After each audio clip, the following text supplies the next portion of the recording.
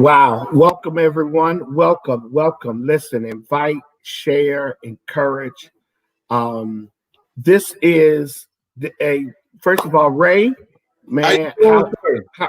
man, listen, I'm doing great. I'm nervous, man, because I'm launching this new thing called Living on Purpose with John Gunn. So Man, man. So how are you? I mean, every week, me and you gonna kind of chop it up for a couple of minutes. Then we gonna get rocking and rolling.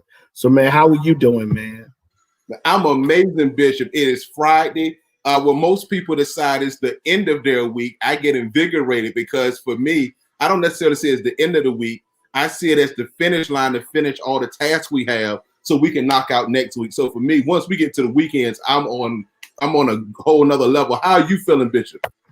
You know what? I'm excited about the possibilities, man. I'm excited about the opportunities. This is new. This is fresh. This is something that I've been feeling a burden to do. And so I want to challenge everybody to invite someone to watch. This is going to be, Ray, this is going to be life changing. And I feel motivated like never before. And so every Friday we're gonna premiere it at 7 a.m. for morning people, and then in the evening we're going to share, and then we're going to share it again. And so you'll have two opportunities to watch. And so thank you, Ray. Ray's going to kind of serve as my introductory co-host. And Yes, and sir. so and so Ray, let me just kind of ask you real quick, man. What does living on purpose mean to you? I'll be honest with you, Bishop. Living on purpose to me is almost like, if I could put it this way, it's like when you take a sponge and you squeeze everything out of it. I see purpose and passion like this, sir. I think that we all have been created to do something, and living on purpose to me is waking up every day invigorated and inspired by whatever that drive is, and then squeezing all you can out of that so that you're able to turn around and not just live that day on purpose, but fulfill what God has called for your life. What, Bishop, I have to ask you this question, sir. I know Okay. that as we prepare to move forward, I know that God has said something specific to you on this evening to release to us. So here's my question to you, sir. What is God saying to you tonight? I'm glad you asked that. And tonight we begin the journey. The first thing is welcome everyone. Those of you who are watching, again, join us every Friday, 7 a.m. We're gonna launch it, and then we're gonna come back at 6 p.m. It's interesting because for me tonight, I am living in this place of burden. It's real easy in these kind of moments to go hide, or to say I'm not going to do it. It's real easy to launch something and then to pull back. But tonight I'm launching what I'm feeling in my heart and my spirit and my mind, and it's entitled "Living on Purpose." And so every Friday I'm going to take some time and I'm going to share with you lessons I've learned about living on purpose. And then I'm going to challenge you to engage in healthy behavior. I promise you it's not going to be very long. And so I'm choosing 6 so that you can kind of hit it and then go do your thing you're going to do on Friday nights. And so invite people right now, invite people, especially millennials, invite people, get people to watch with you. For all of you who are coming on, I appreciate you. And so we begin with the biggest question. What does it mean to live on purpose? In fact, what is purpose in the first place? I want to give you one of my approaches is going to be that I'm going to be very didactic. And so while some are very conversational, I'm going to be didactic in the conversation. And so I begin with the bigger question, or the biggest question. What is purpose anyway? I want to suggest 2 things for purpose. The first thing is purpose is the choice you make to intentionally pursue your unique desire. Purpose is the intentional choice you make to pursue your unique desire. I want to suggest to you that most people struggle to discover purpose because they don't trust their decision making, that they don't trust the innate desires, the organic desires within them. And so many people are fearful to go after the plan of God or to go after what they've been uniquely created to do because they don't trust their own decisions. And so purpose is about choices. It's intentional. But here's the second thing about purpose. Purpose is about courage. Courage to make difficult decisions at the expense of what others think of you. Courage is about intentional decisions, but it's the courage to make decisions. And then in making the decision, thank all of you. In fact, as you're coming on, let us know where you're watching from. And the courage to kind of fight through all of the things that come with discouraging you. It's the courage to fight through the things that are trying to discourage you. And so whenever someone says, I'm living on purpose, what they're really saying is that I wake up every day intentional. I wake up every day purposeful. I wake up every day. Thank you all. I have someone from Oklahoma, someone from Atlanta, someone from Ohio. Welcome, welcome. Thank you all for jumping on. I believe then that when you begin to make the right decisions, you will find yourself fulfilling dreams and you will find yourself achieving purposes. Here's where most people live. Most people live in this kind of passive conservative place. We're afraid to make decisions because we're afraid to fail. Because we're afraid to fail, because we've been told that failure is the worst thing that can happen to you. Many people live disjointed and disconnected from the purpose of God. But a part of what I want to challenge you to do is I want to challenge you right now to take out a pen or a piece of paper or take your device. And I want you to write down what is your purpose in life as you now understand it. Why is this important? Because at some point in your life, you have to be clear about your reason for existing. A part of the goal, I believe, of every person that's going to ever be successful is that they're going to make a decision, that they're going to be clear, that one day they're going to wake up and they will never be talked out of who they're created to be. Why am I doing this? Because there is the fear that I could come on every Friday and no one watch, or I could say things that are so, idiotic and illogical, But here's why I'm doing this, because I am clear about my purpose. Let me tell you what my purpose is. My purpose is empowering others and impacting others by being a voice of inspiration and a voice of encouragement. And I do it by communicating practical principles so that people who are destined to be great will have the skill set to accomplish it. My life is about impact. And it was interesting because last night my wife and I had a conversation, and the conversation sparked so much in me. It sparked so much in me. And then today I was listening to one of my favorite voices, and I found myself inspired to no longer be afraid to take the risk to do this. And so tonight is not about proving who I am to anybody. It's about being confident in who I'm created to be. Purpose starts then with clarity. It starts then with clarity. And clarity is a process. The person who finally comes clear or becomes clear will do so as they walk through the process. Can I give you great encouragement? The process comes with pain and it will come with rejection. So for all of you who have mismanaged the ingredients of your greatness called pain and rejection, I want to give you back those ingredients. And I want to challenge you to stir it up and to call yourself to a greater sense of accountability. Ultimately, People who live on purpose are people who live courageous. People who live on purpose are people who take risks. People who live on purpose are people who have more than goals, because a goal can be something that can be manageable and controllable by you. But a vision is something that you never accomplish because it is always stretching you. Let me throw this at you as well. A part of the achievement of your vision is removing the competitive edge that far too many of us live governed by, because we think that we have to somehow beat somebody to be successful.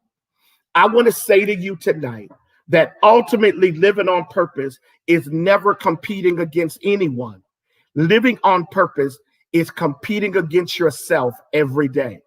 It's about doing better the next day than you did the day before.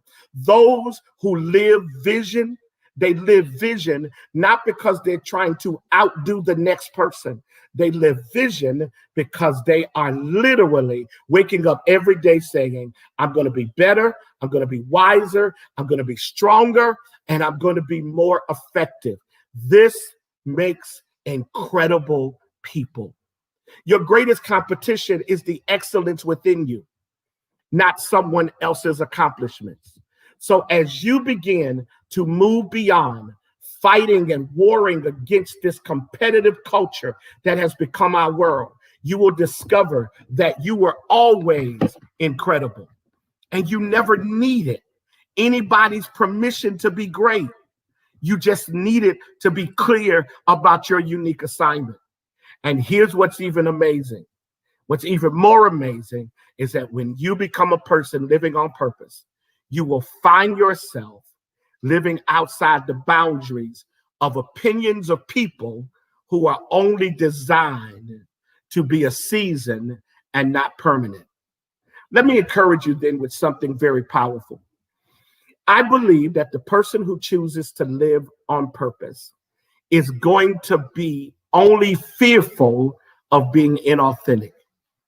I believe that the person who chooses to live on purpose is going to only be fearful to live inauthentic.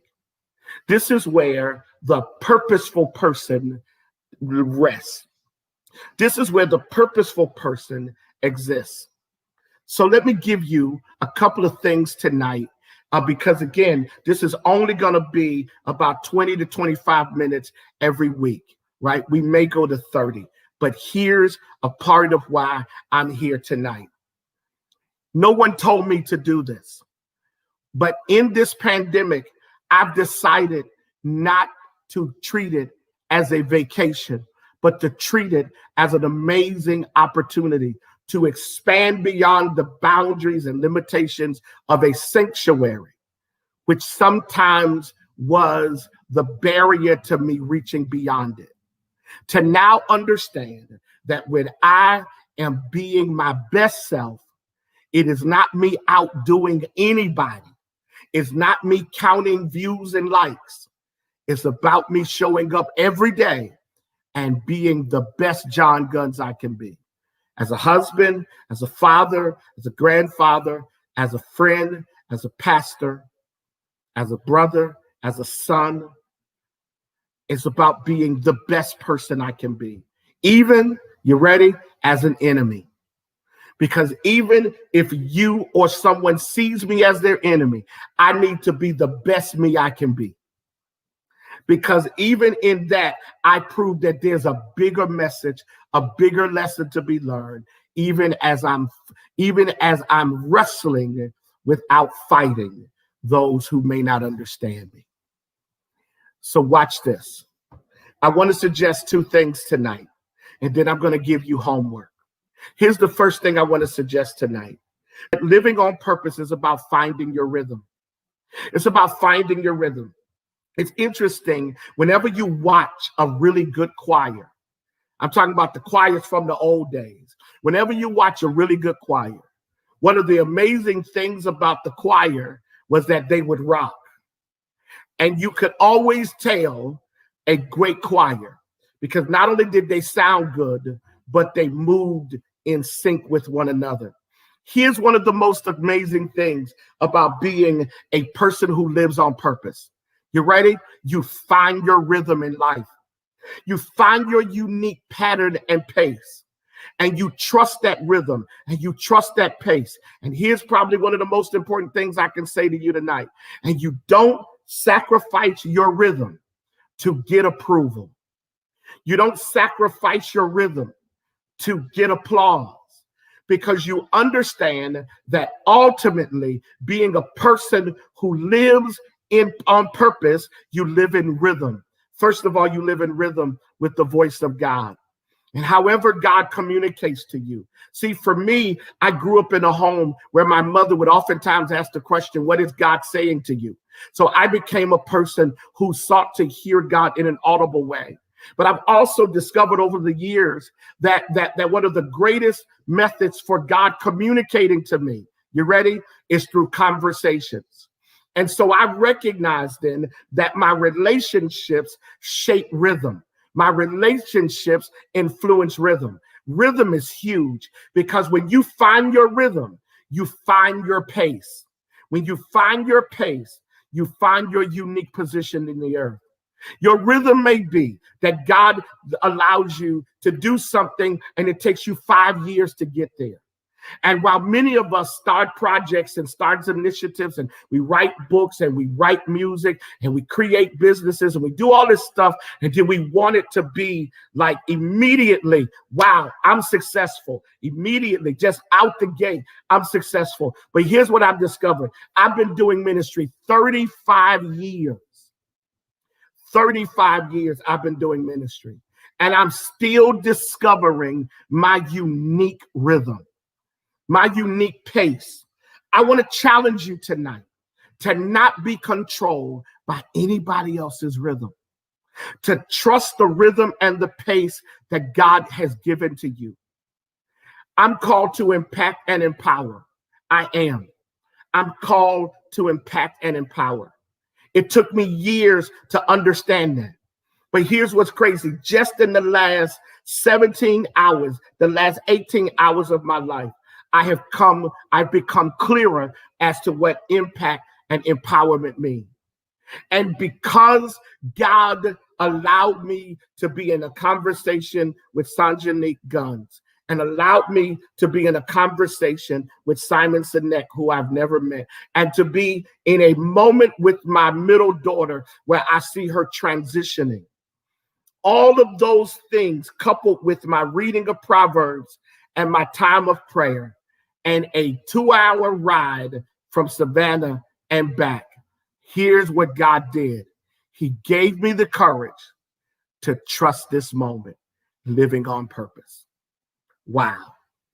All of those dynamics coming together has given me the courage to find and protect and to flow with my own unique rhythm. What's your rhythm? What's your pace? And have you become comfortable with that pace? And can I offer something as I prepare to close tonight? And I want you to hear this. You ready? When you discover your rhythm, you have to disconnect your ego from people so that your pace will not be distorted by someone's expectations who may be out of alignment with God. It doesn't mean that the people you love, you don't give them permission to influence you. That's not what this means. It means that ultimately, even their influence will not become a disruption to who you're created to be. Wow. That's your unique rhythm. And so I want you to spend some time tonight asking God, what is my rhythm? What is the pace I'm supposed to live my life by? And how do I keep pressing forward? How do I finish the things I need to finish? And in what season do I need to finish it? I'm not going to do a lot of, biblical interpretation here. But I do want to offer this. As I'm reading through Proverbs, I am discovering that my unique plans have to always be aligned with God's unique assignment. My plans have to always be aligned with God's unique assignment. And that God will give me the courage and the confidence to have plans. He will. He will give you the courage and the confidence to have plans. He will give you the courage and the confidence to have three things in your life: a vision for your life, a mission for your life, and plans. And you will have to have the courage to take those plans that have been birthed out of vision and mission, devoid of competition, and you will live out those plans. And here's the key point: when you choose to trust your rhythm. I've got up here now, one of the persons viewing is a band director. I love him so much. He will always be a partner in the sun, no matter where he goes in the world. One of the most amazing things, and I thought about this, so it's kind of interesting we're having this. One of the most amazing things I thought about sitting in the band room when I would go pray for the band before they would perform at First Coast High School. He would have the band to warm up. He would have them to warm up. So he gave them certain scales to warm up. But then he would require them to play the music, to play a portion of the music. If there was ever a point when they were playing the music that they were somehow not keeping up with his pace, he would stop them and say, hey, start over.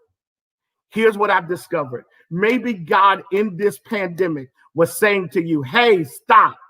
Let's start over and let's get your rhythm right. Let's get your pace right so you can finish life strong. Tonight, we begin the journey of living on purpose. Every Friday, 7 a.m. and 6 p.m., I'm going to be living with you on purpose because we are intentionally discerning our rhythm and then we're courageously following it. Thank you guys for joining us tonight. And thank you, Ray, for doing all you do. And thank you, my amazing wife, who was helping me kind of manage this first night. It wasn't perfect. It wasn't the cleanest. It wasn't sophisticated, but God told me to get started. He told me, in fact, I told Ray a day or so ago, hey man, let's get started. So guess what I did? At 5:35, I told my daughter Deja to make me a flyer. And so you know what? I've discovered this. You ready? Sometimes your rhythm ain't that you've got all the details worked out, but you got the courage to release and launch. Who am I talking to tonight? That even though you don't have all of the details worked out, God has told you begin because it's your season to work out your rhythm. Hey, Ray, thank you, man. I love you. Man, what a phenomenal moment, Bishop. Thank you so much for following the voice of God and what he told you, as it encouraged all of us tonight who had a chance to watch. And as you mentioned, there were people watching in literally from somewhere everywhere. To take tonight to really recalibrate and look again to discover what their purpose and their passion is. I want to encourage and admonish everybody to do that because next week he's coming back. And here's what I've learned about Bishop Guns. Nothing is done on accident. Bishop is very intentional. And so you want to go ahead and take the time to discover what your passion and your purpose is, because next week he's going to continue to build on that. And I just believe, Bishop, that this initiative that you're doing is not just you fulfilling your purpose, and it's not just unlocking the purpose that we have, but I believe that this is strategic because in a season now we're in, Bishop, where we're now in this reshaping of America. We all across America, regardless of denominations or ethnicity, are having to discover what purpose is for us, not just post-pandemic, but post-Trump, post everything. And it's symbolic that you're talking about it in December. How befitting is it that in the 9th month that we've been in this pandemic, you're birthing something in us? That is amazing, sir. So thank you so much for listening and following the voice of Christ. And we can't wait until next week where we can again continue to grow as we birth through what God has pushed us into. Thank you, Ray. And I'm so excited that we're on this journey together. Listen, guys, I love you. Listen, share this with other people. Encourage other people to watch tonight. Reshare it, repost it, whatever it is. And but most importantly, understand this: every Friday, we're living on purpose with John Guns. Be blessed, everybody, and we'll see you next week.